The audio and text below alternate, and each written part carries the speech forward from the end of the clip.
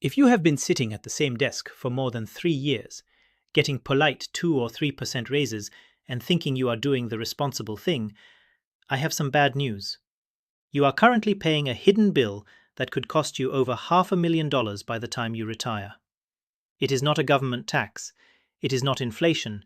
It is a penalty for your comfort. We call it the loyalty tax.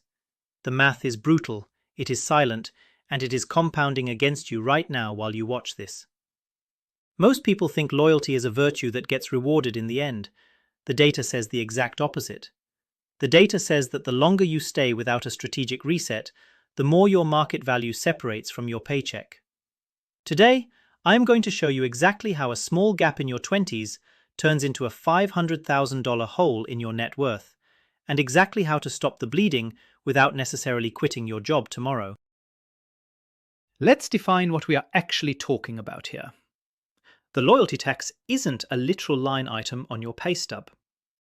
It is the gap between what you are paid today and what the market would pay a stranger to do your exact job tomorrow. Career coaches and HR leaders have been tracking this for years. LinkedIn data, recruiting platforms like JobVite, and salary surveys all point to the same phenomenon.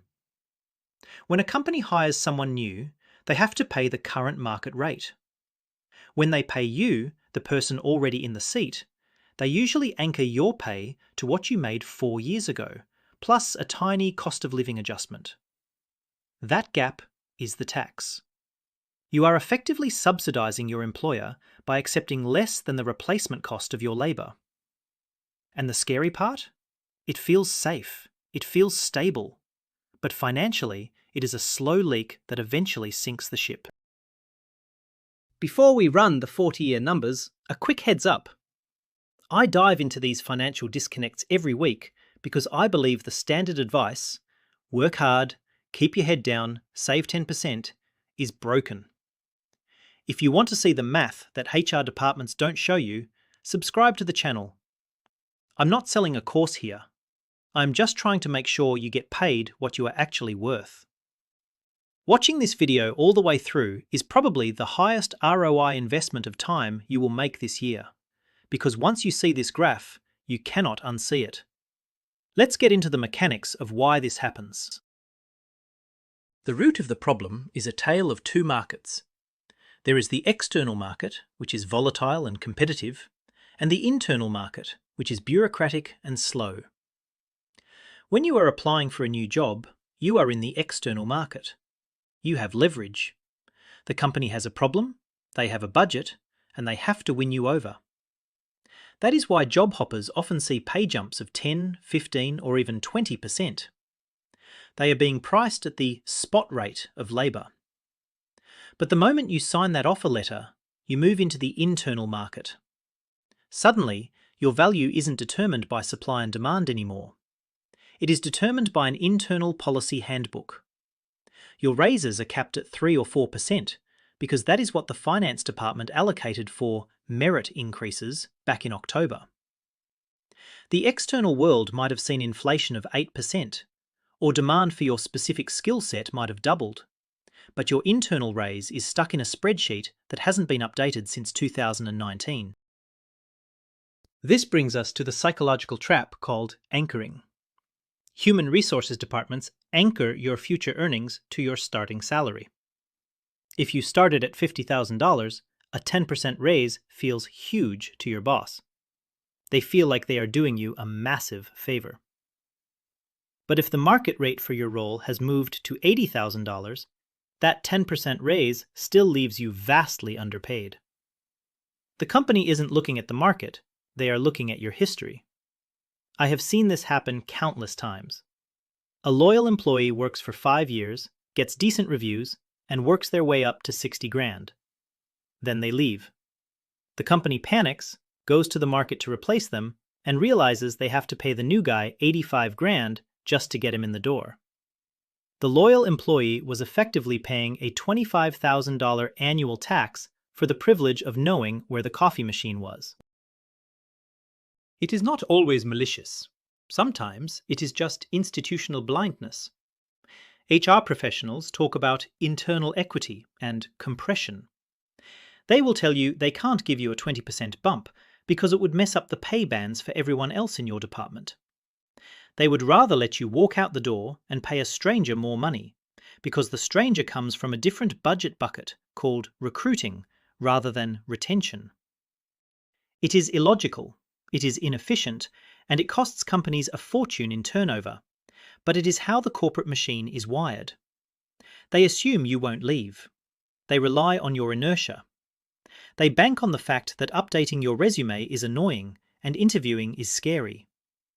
That assumption, that you are safe and static, is the soil where the loyalty tax grows.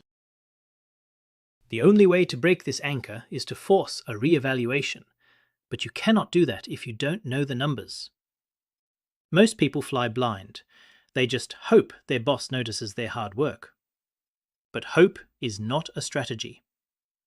The solution involves shifting your mindset from employee to business of one. You have to treat your labor like a product that is constantly being repriced by the market. If you sell a product for $10 when the market is paying $20, you go out of business. Yet we do this with our careers for decades. In a few minutes, I will give you the specific playbook on how to check your price without alerting your boss. But first, I need to show you the damage. We need to look at the graph. You might be thinking, Tom, okay, maybe I'm missing out on a few $1,000s a year. Is it really worth the stress of changing jobs? If you think the gap is small, you are looking at it wrong. You are thinking linearly. You need to think exponentially. The difference between a 2% raise and a 20% jump isn't just 18%. It is a geometric separation that destroys your financial future. Wait until you see what happens at year 10. The gap isn't just a nice vacation. It is an entire second income that you are voluntarily lighting on fire. Let's build a model. We will keep it simple so you can visualize it. We have two identical workers, both starting at $120,000 a year. Let's call the first one Loyal Larry. Larry is a great guy. He stays at his company, does good work, and gets a standard 2% cost of living adjustment every single year. Maybe every 4 or 5 years he gets a promotion with a 10% bump. That sounds like a solid, respectable career, right? If you plot Larry's salary on a graph, it is a gentle upward slope. By year 4, his $120,000 has grown to about $130,000. He feels like he is making progress. He is paying the bills, he is comfortable. But he is operating in a vacuum. He doesn't see the line on the graph that is forming right above him. Now look at strategic Sarah. Sarah starts at the same $120,000. She also gets those 2% raises while she is in a role. But Sarah has a rule. Every 4 years, she tests the market. She doesn't just quit randomly.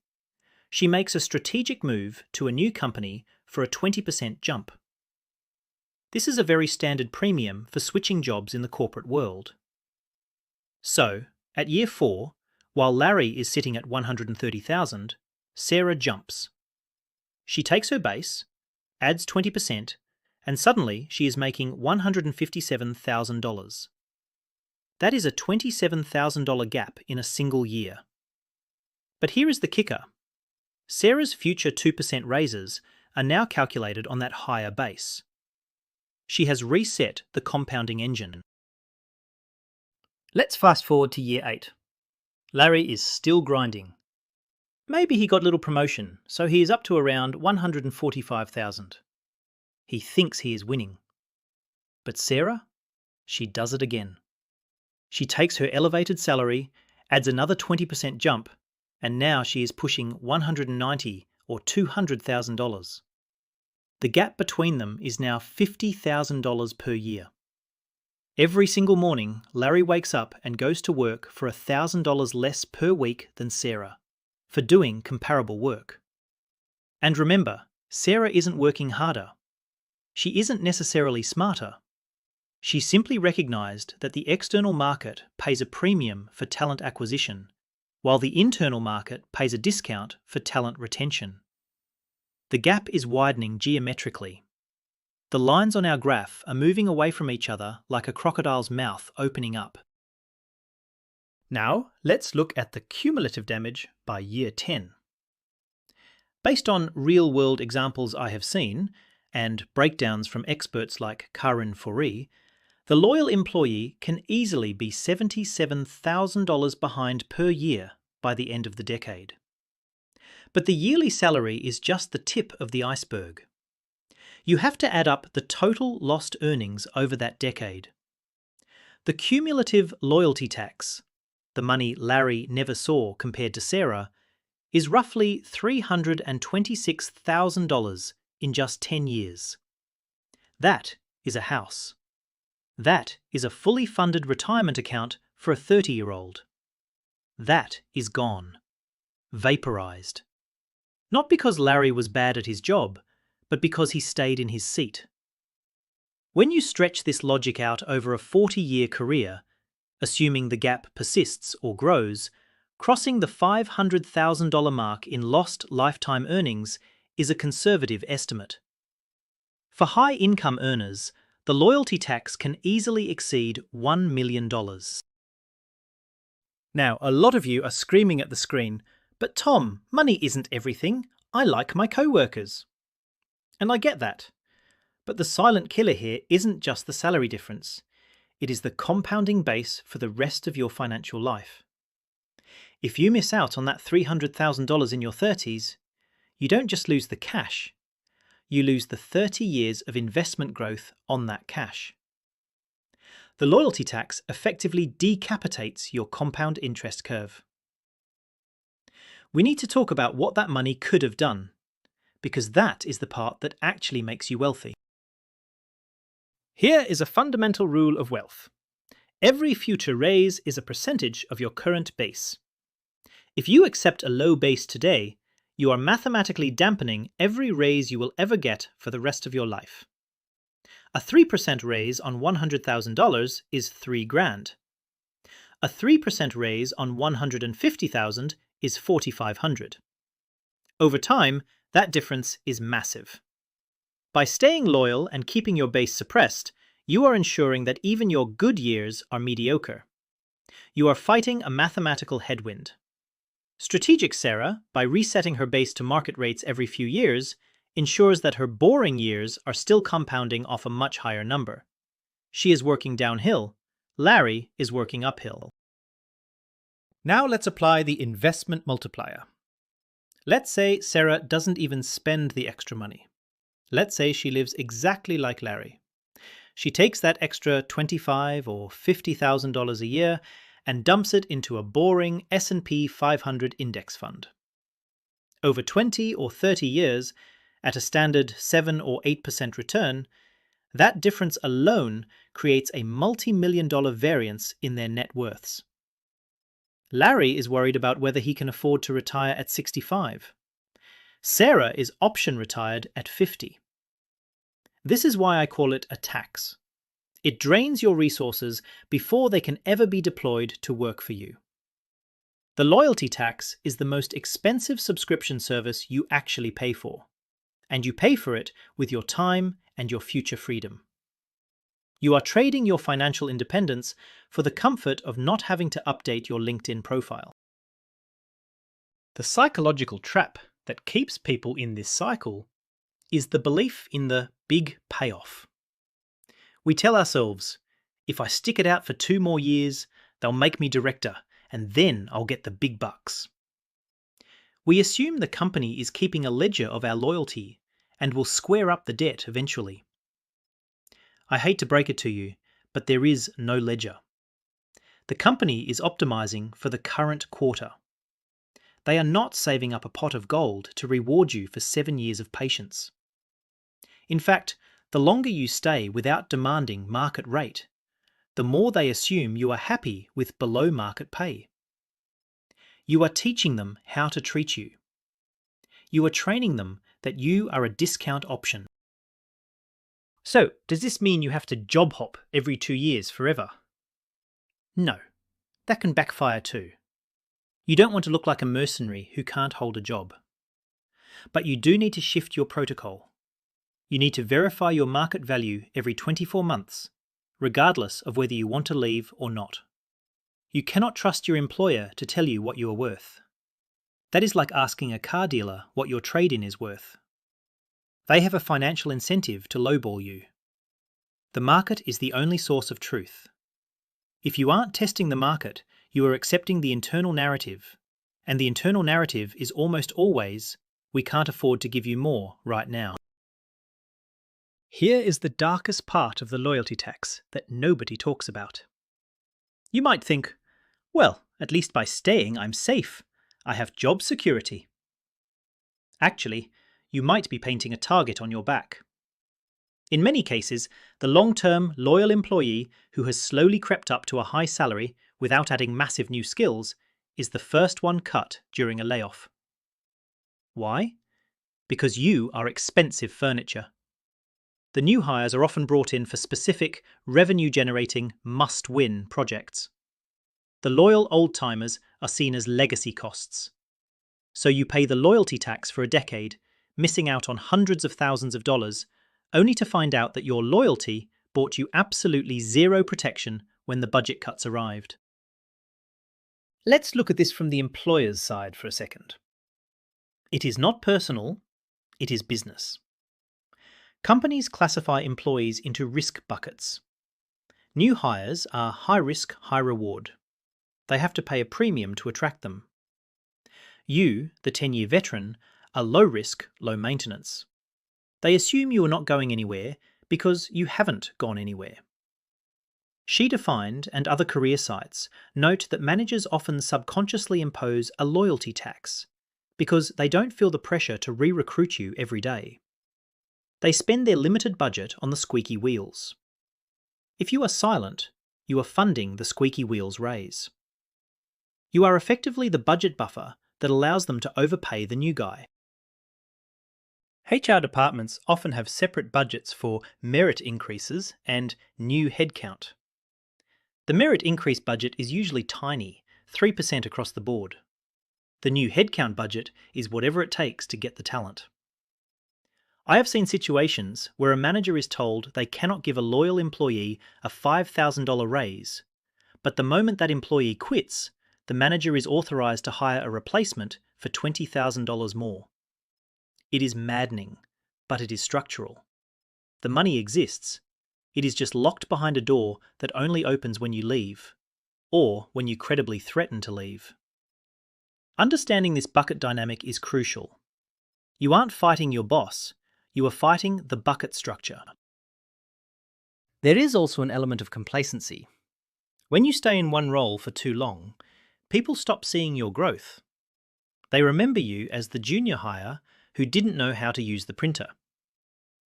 Even if you are now running the whole department, that old snapshot of you persists in their minds. A new company sees you as you are today, a seasoned expert. Your current company sees you as you were. This cognitive bias makes it incredibly hard to get a market correction raise internally. You are fighting against their memory of your junior self. Sometimes, the only way to update their perception is to show them an offer letter from a competitor who sees you clearly. So how do we flip this? We have to stop viewing loyalty as a default and start viewing it as a renewable contract. Every year, you need to ask yourself, if I were applying for my job today, what would the salary be?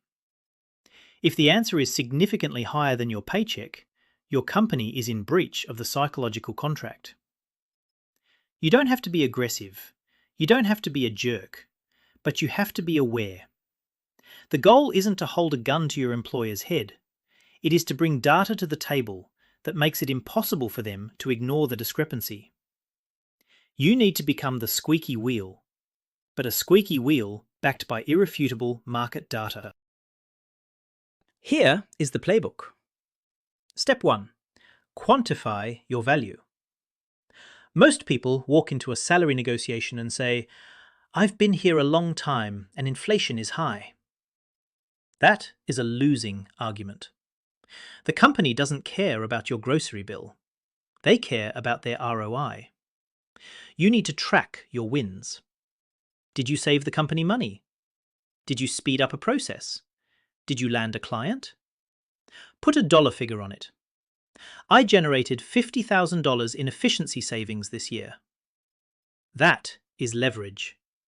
You are not asking for a raise. You are asking for a commission on the value you created. If you can't quantify your value, you can't argue for a market adjustment. Start a document today. Every Friday, write down one thing you did that added value.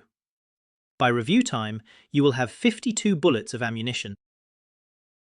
Step 2 is what I call the external pull. You need to interview. Even if you love your job, even if you have zero intention of leaving. Why? Because an interview is the only honest appraisal of your market value. Recruiters will tell you exactly what your skills are worth in open combat. Maybe you find out you are actually overpaid. That is great peace of mind. But more likely, you will find out you are underpaid by 15 or 20%. This data is gold. It gives you confidence.